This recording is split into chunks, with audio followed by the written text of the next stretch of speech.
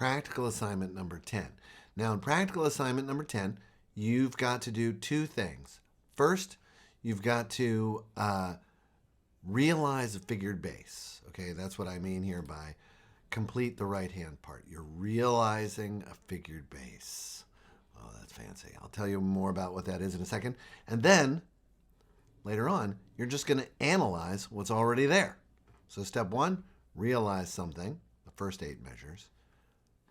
Next step, next part, analyze what's there. All right, let's talk about realizing the figured base. So the directions that I've given you here complete the right-hand part. Here we have a chord, a 3-part chord, and a bass note. That's completed. It's got 3 notes. Here we want to finish that chord. Now I've given it to you as an A major chord, and I've also down here written the figured bass. Notice we are keeping the 5-3 and the 3 and the 6-3 there because I really want you to remember that what these figures tell you are the intervals above the bass note.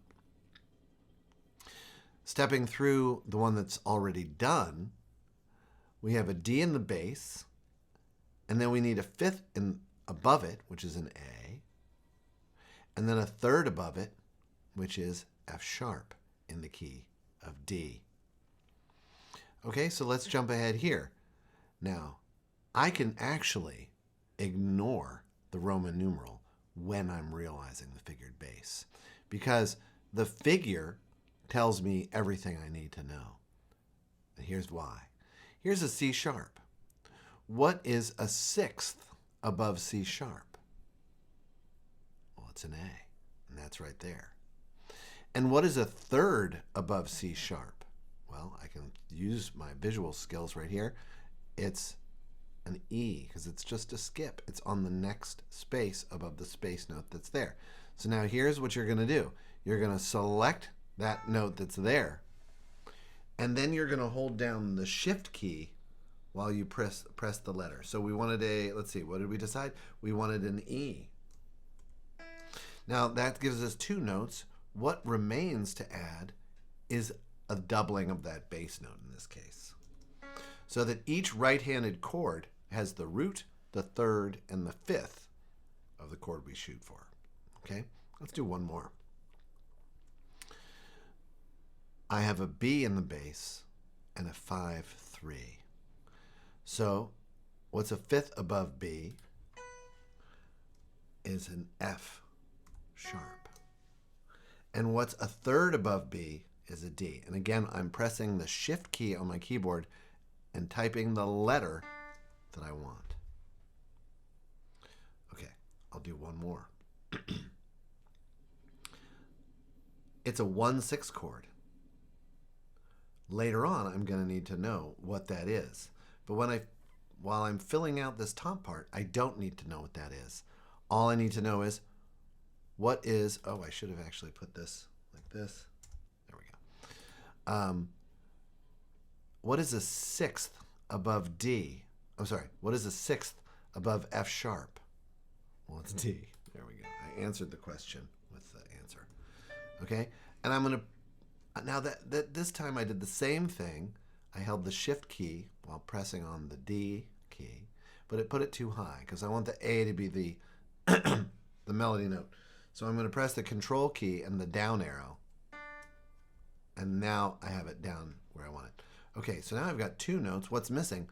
Well, this very same note, because I've got the 6th above F sharp, which is D, and the 3rd above F sharp, which is A, and now that leaves me needing the F sharp itself. So I hold down the shift key and press F, not worrying about the sharp because it's in the key signature, because key signatures make it easier for us and we don't have to worry about accidentals.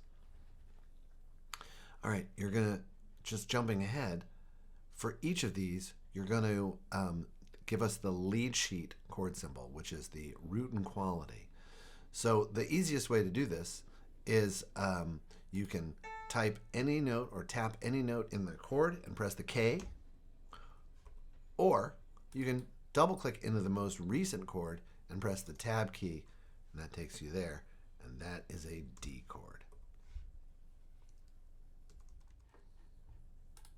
Okay, for this bit, all I want to do is analyze the Roman numeral and the figure. So we're going to do the reverse of what we just did.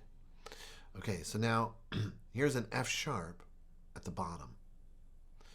And what notes do I have up here? Now, if you want to, you can collect these notes here and make sure they all go above what you have. And you can even leave those there for me to see your process. So let's see, F sharp. What's my bottom note there? Well, that's also an F sharp, so that's there. Then what's this one? That's an A, so I hold down the shift key. And then what's this one? That's a D, so I hold down the shift key, press a D. Now, I'm going to include the figure. I'm just going to write the figure. And let's see, well, it's a sixth and a third. Okay, so that's a 6/3 chord. Well, what are the notes of that chord? Well, D, F sharp, A gives us a 1 chord. Whoops. So I click in, I put my cursor before the 6, and I type a capital I for 1.